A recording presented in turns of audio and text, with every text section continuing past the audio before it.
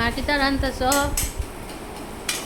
পাবদা মাছ, পেঁয়াজি, ধনের তরকারি, ঝিঙে আলু দিয়ে।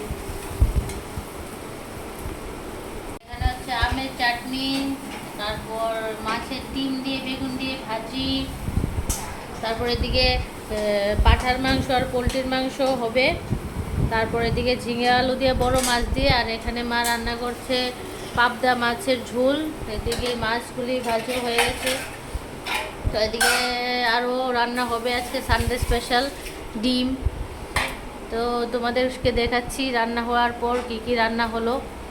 এদিকে দেখো মাছগুলি ভাজি হয়ে গেছে, আর এবার তরকারিতে ঝুলে পড়ে গেল মাছগুলি।